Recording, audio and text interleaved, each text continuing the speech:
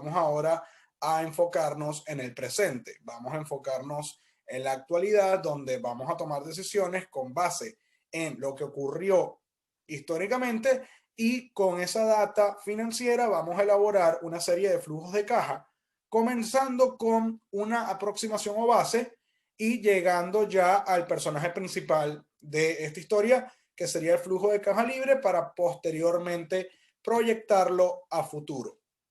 Vamos a comenzar con lo que es el EBITDA. Aquí se usa mucha terminología en inglés, al igual que en marketing. Esto básicamente significa lo que son las utilidades o ganancias antes de intereses, impuestos, depreciación y amortización. Para sintetizarlo, se usa el término en inglés. ¿Qué sucede? El EBITDA es interesante porque es un punto de partida. En pocas palabras, lo que nos muestra es lo que genera la operación en sí misma, sin depender de terceros, cuando hablamos de gasto por intereses, es decir, préstamos, impuestos, porque esta salida de dinero es una obligación por ley y no se toman en cuenta las partidas que no representan efectivo, como la depreciación para activos fijos y la amortización para activos intangibles. Entonces, claro, para calcular este indicador, que recuerden, los indicadores son solamente referenciales, ya voy a elaborar un poco más esta idea, hay que considerar, en pocas palabras, bueno, todos nuestros ingresos por venta, se resta todos los costos asociados, los gastos operacionales, que pueden ser de administración o pueden ser de ventas, se le resta porque inicialmente esto es un gasto, el gasto de depreciación y el gasto de amortización, y llegamos a la utilidad operativa, que de todas las utilidades para efectos de análisis, esta es la más relevante. Aquí tenemos la terminología en inglés, que es Earnings Before Interest and Taxes, y a esta utilidad operativa se le ajusta la depreciación y amortización porque nuevamente no es una salida de efectivo real. Con eso tenemos el EBITDA. ¿Qué pasa con este indicador? Esta es la utilidad operativa depurada, ajustada, que básicamente es lo que se termina convirtiendo en caja una vez cubierto todo lo operativo, ingresos, costos y gastos. Termina siendo una aproximación del flujo de caja. ¿Por qué lo digo? Porque no incorpora inversiones adicionales a corto plazo y a largo plazo. Esto es netamente operativo. Y además el EBITDA, cuidado, lo que sucede es que como es algo muy gerencial y está muy asociado a, mira, políticas de ventas, estructura de costos, gastos que se generan, es algo que puede ser muy manipulable y ciertamente va a depender del tipo de negocio. Eso es algo que deben tomar en cuenta porque, por ejemplo, no es lo mismo el gasto de depreciación que puede generar una empresa manufacturera de ropa, calzado, repostería, a el gasto de depreciación, por ejemplo, de una aerolínea, que tienen unos aviones que generan una depreciación que puede ser muy cuantiosa.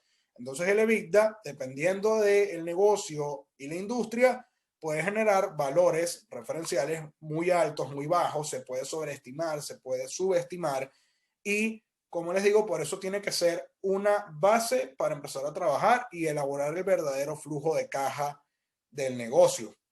Pero puede sernos muy útil. Es un indicador de valor muy interesante porque inclusive, bueno, ya les voy a comentar, la banca lo utiliza.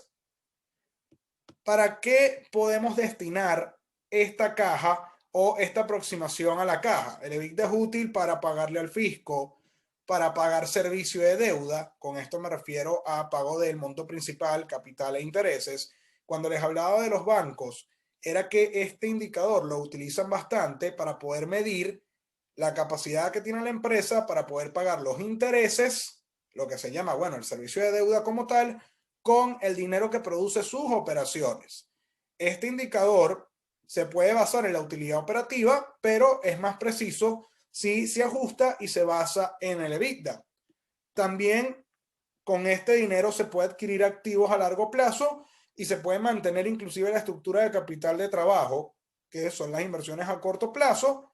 También se puede con este dinero repartir dividendos a los accionistas e inclusive algo muy interesante, se pueden valorar negocios con un indicador que es un múltiplo que se llama X EBITDA.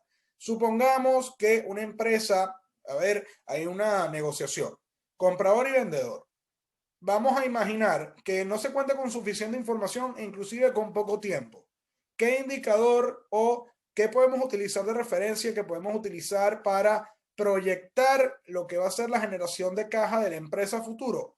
Se habla del X-EBITDA. Básicamente, lo que se toma en cuenta aquí es cuántas veces tú esperas a futuro generar este indicador. En función al resultado se puede tener un valor referencial de cuánto vale el negocio y puede servirnos para hacer una transacción.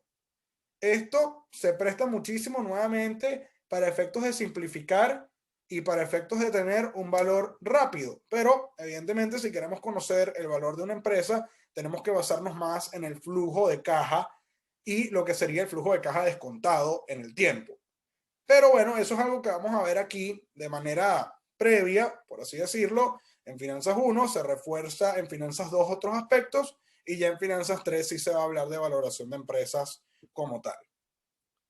Otro elemento interesante para analizar, se habla de lo que es el margen de EBITDA. Esto es una referencia para saber si la empresa efectivamente está generando caja y se está utilizando de manera adecuada.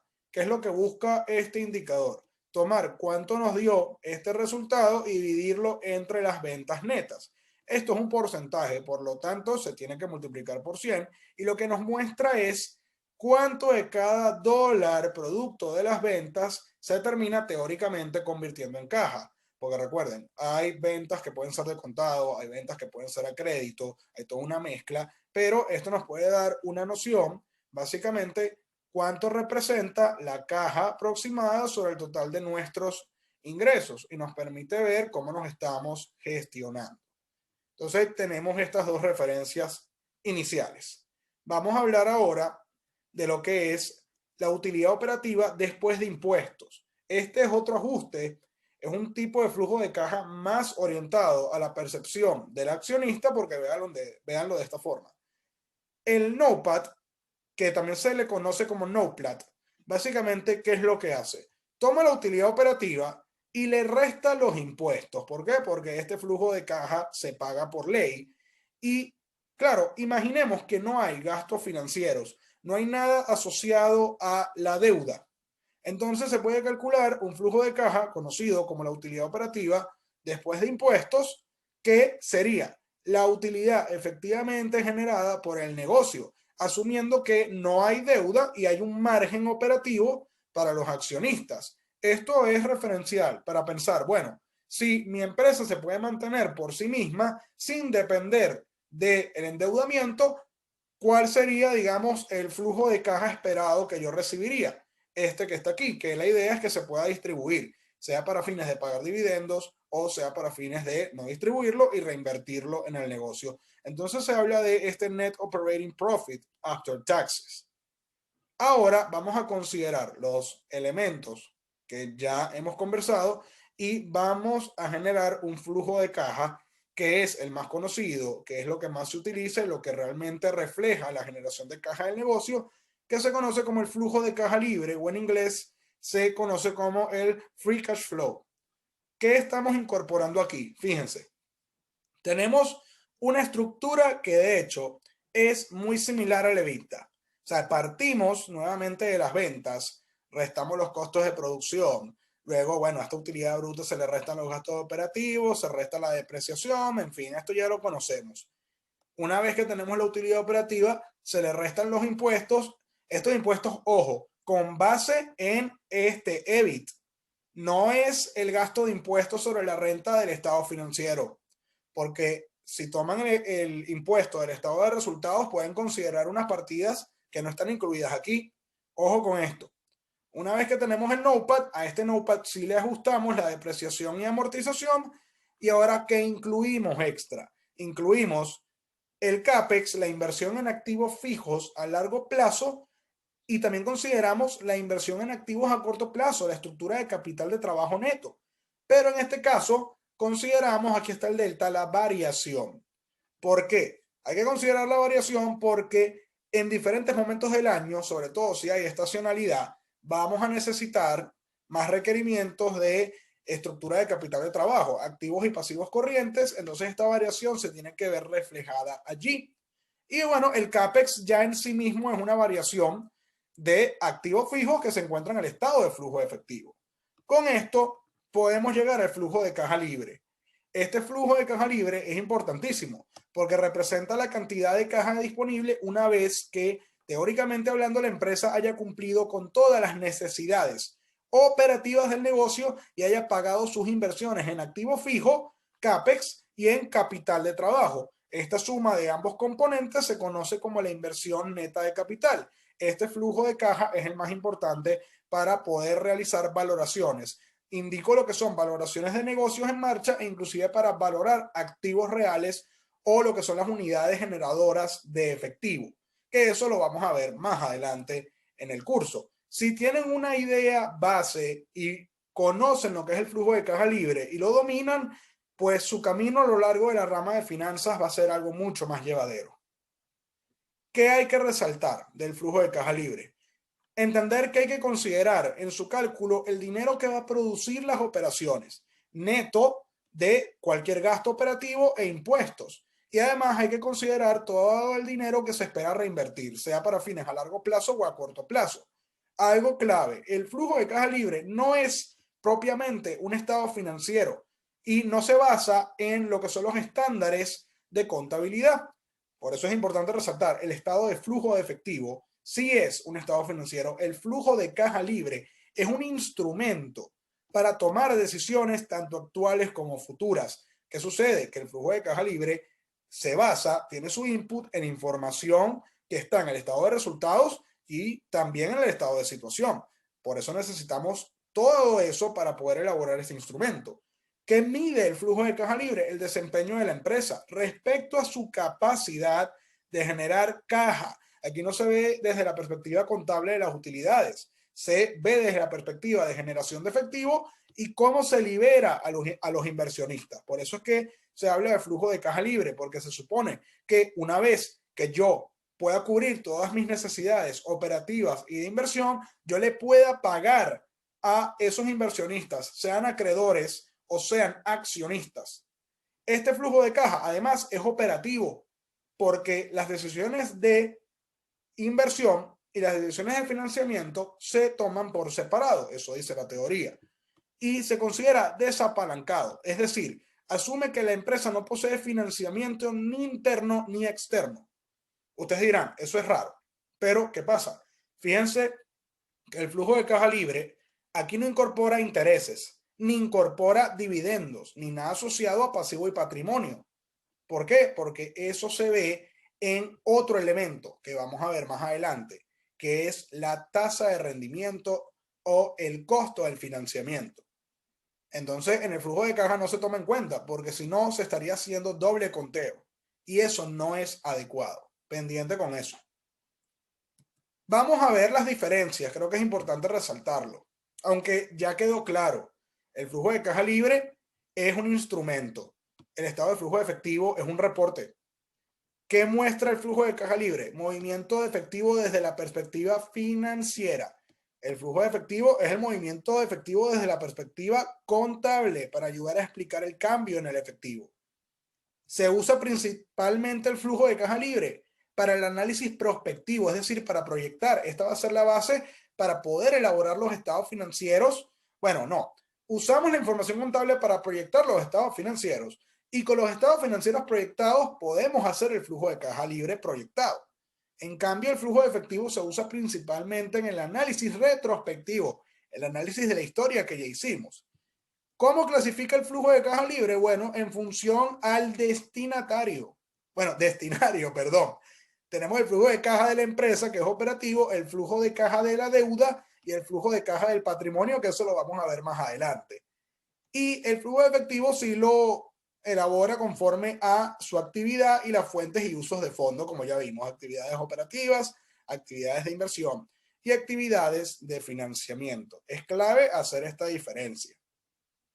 Ahora podemos calcular los flujos de caja para mueblería Baos. Ya hicimos el flujo de efectivo. Vamos a ver entonces cómo se maneja en términos de caja. Tienen el archivo de Excel, lo vamos a ver, pero aquí se puede ver cómo tomamos elementos de cada estado financiero y ya podemos determinar una EBITDA. Esta utilidad operativa se le ajusta la depreciación y amortización, que ya se le restó aquí, y tenemos una caja aproximada de 3.150 en millones de bolívares, que no refleja la realidad porque hay que incorporarle todas las inversiones de capital de trabajo y de activos fijos. Ahora, si vemos el CAPEX, si vemos el NOPAT, básicamente a la utilidad operativa que ya tenemos aquí hay que restarle los impuestos. Pero, ¿qué sucede? Estos impuestos se tienen que calcular con base a la utilidad operativa. Y para ello vamos a verlo mejor en el archivo de Excel. Aquí tenemos el Excel detallado para que puedan ver el EBITDA, el NOPAT y el flujo de caja libre. No me voy a detener en el EBITDA porque la verdad, no sé por qué eso se movió así. La verdad es un cálculo muy sencillo y con la data que ya tenemos es muy fácil de determinar. Ojo con los impuestos acá para calcular el NOPAT, porque tenemos que determinar, a ver, es un error, lo voy a poner así, es un error ir al estado financiero, ¿verdad? Y tomar este gasto de impuestos sobre la renta, porque fíjense que aquí hay gasto por interés y el flujo de caja, todos los flujos de caja son operativos. Entonces, esto es un error. Hay que calcular un impuesto con base a la utilidad operativa, pero para ello necesitamos una tasa. ¿Dónde la determinamos? Está más abajo, fíjense. Esta tasa efectiva de impuestos hay que determinarla y la manera de hacerlo es así. Van a su estado de resultados y dicen, bueno, ¿cuánto representa el gasto de impuesto sobre la utilidad antes de impuesto? Con eso podemos sacar la tasa. Claro, pongo signo menos aquí porque el gasto de impuesto está negativo y nos da 40%. Con base en esto es que podemos calcular los impuestos que se usan para determinar este flujo de caja. Como pueden ver que ya en el archivo está formulado. Claro, esto iría negativo. Y claro, tenemos el NOPAT. Ahora, con base en eso, podemos elaborar el flujo de caja libre. Fíjense que esta primera parte en realidad ya está hecha. Ya con base en el NOPAT podemos trabajar. ¿Qué es lo que tenemos que ajustar? ¿Qué es lo que tenemos que considerar? La depreciación y amortización, que no es una salida de efectivo. Restarle el CAPEX, que fíjense que este CAPEX viene de este cálculo adicional que ya habíamos hecho, que de hecho está en el flujo de efectivo aquí, que lo podemos tomar, este que está acá. Y claro, cuando vamos al flujo de caja, simplemente tenemos que tomar este CAPEX y ponerlo restando porque es una salida de dinero. Y el capital de trabajo neto, fíjense que hay que considerar es la variación y es operativo. Entonces, fíjense, aquí yo ya lo hice. ¿Qué es lo que tenemos que considerar? Se puede calcular aparte. El capital de trabajo neto operativo del 2020 debería ser 1.225. ¿Cómo se calcula? Vamos a nuestros estados financieros y en este caso lo que tenemos que hacer es lo siguiente. Tenemos el efectivo y equivalentes. Tenemos las cuentas por cobrar y tenemos los inventarios. Ahora, ¿qué ignoramos? Ignoramos las inversiones temporales. Ahí tenemos los activos corrientes y le restamos los pasivos corrientes operativos, que en este caso son las cuentas y efectos por pagar y los pasivos acumulados. Esto sí lo incluimos completo y tenemos el resultado. Hacemos lo mismo con el año 2019, debería decir 2019, y esto sí se los dejo para que lo calculen. La variación básicamente va a ser la resta de los dos y va negativo.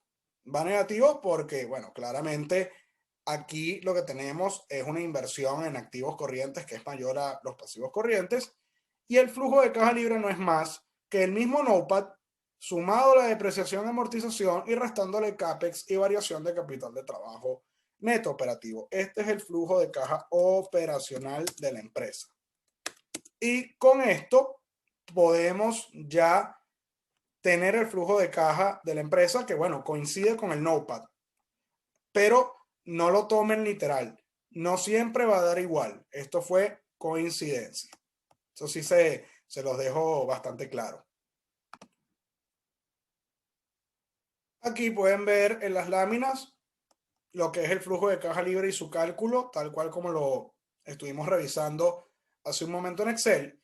Y ahora lo que vamos a hacer para cerrar este apartado es considerar los flujos de caja de los inversionistas, que se supone que es un espejo del flujo de caja libre operativo de la empresa. Esto se conoce como la identidad del flujo de caja. Vamos a hablar entonces de los flujos de caja que se ven del otro lado de la empresa. Fíjense, siguiendo la lógica, si toda inversión, es decir, el total de activos, tiene su correspondiente fuente de financiamiento que está asociado, es decir, activos es igual a pasivo más patrimonio, por lo tanto, todo lo que reciba o pague la empresa, ¿ok? Todo lo que reciba la empresa lo pagan los terceros. Y todo lo que pague la empresa lo reciben los terceros, que son los participantes de los mercados financieros cuando se presenta toda esta estructura de financiamiento. Entonces, si yo lo tengo que ver desde la perspectiva de cada inversionista por separado, yo tengo acreedores que son los que manejan pasivos y deuda y tengo accionistas que son los que emiten capital o lo que conforma el patrimonio. Entonces, ¿cuál es el flujo de caja del acreedor? Básicamente, recibe todos los gastos por intereses, ya vamos a ver lo que implica que sean ajustados, y básicamente todo financiamiento nuevo que den, todo aumento de deuda es un pago para ellos. El total es el flujo de caja de los acreedores. Por el lado del accionista, reciben todos los dividendos, ese es el flujo de caja de ellos, todos los dividendos que salgan de las ganancias de la empresa, y todo aumento de capital social, nuevo financiamiento vía patrimonial por acciones, pues es una resta para ellos porque ellos son los que desembolsan el dinero. Y se genera el flujo de caja de los accionistas. La suma de ambos flujos tiene que dar igual al flujo de caja libre para mantener ese equilibrio, como todo en contabilidad y finanzas. Ahora, ¿por qué ajustados?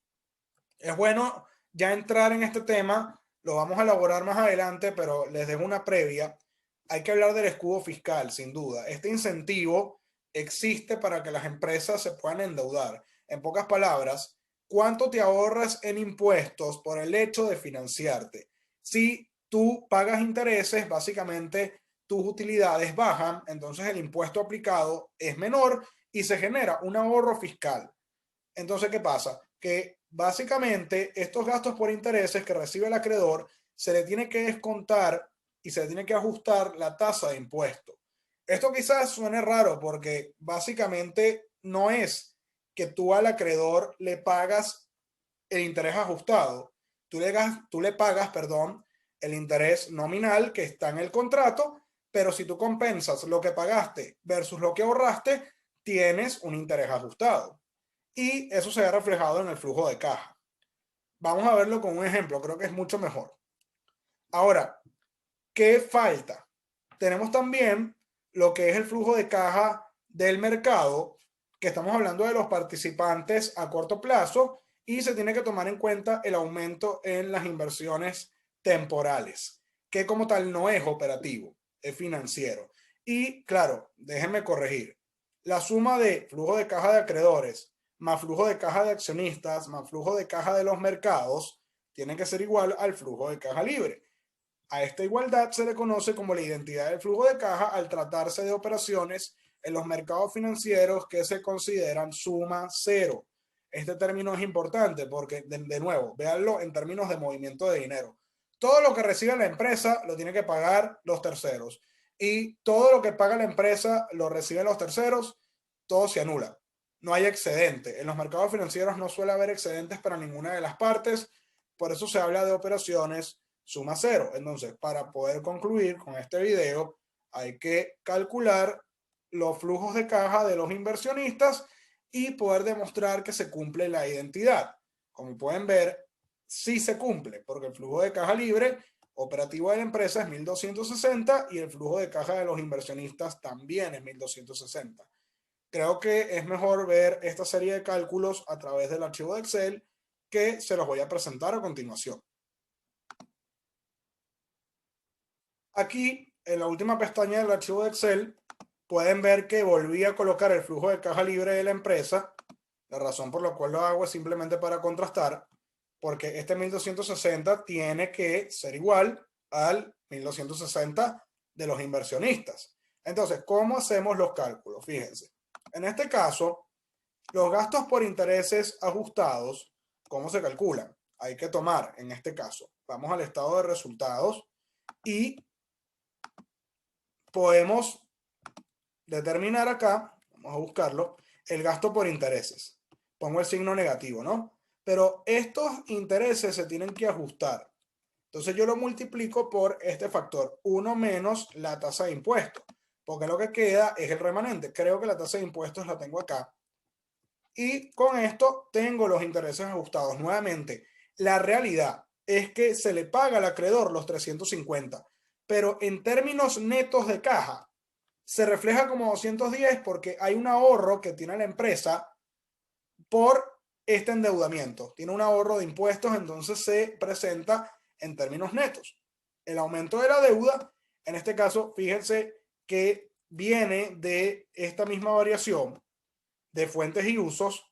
Tenemos aquí la deuda a largo plazo, pero va negativo porque desde el punto de vista del inversionista, esto fue un desembolso que tuvo que hacer. Y tenemos el flujo de caja de los acreedores de 315. Da negativo porque, bueno, dieron más de lo que recibieron, en pocas palabras. Para los accionistas es diferente porque no hubo variación. Nuevamente, fíjense, si vamos a fuentes y usos acá, no hubo variación ni de acciones comunes ni de acciones preferentes. Esta variación no se puede reflejar, pero lo que sí se puede reflejar es este pago de dividendos. Este pago de dividendos lo reciben ellos. Entonces, por esa razón es que van aquí positivo. Y por último, si vamos a lo que son los mercados ya a corto plazo, esta variación de las inversiones temporales que viene, nuevamente, vamos para acá, fuentes y usos, tenemos aquí nuestra variación de inversiones temporales y la suma coincide perfectamente. Aquí vamos a hacer la corrección. ¿Se cumple la igualdad? Sí, porque si yo pongo el condicional, podemos ver que el flujo de caja libre coincide con el flujo de caja de los inversionistas. Y ya con esto terminamos. Este es uno de los videos más importantes del tema, entonces anoten y presten atención a todos los aspectos relevantes que se presentan aquí y con base en esto vamos a proyectar estados financieros y flujo de caja a partir del siguiente video.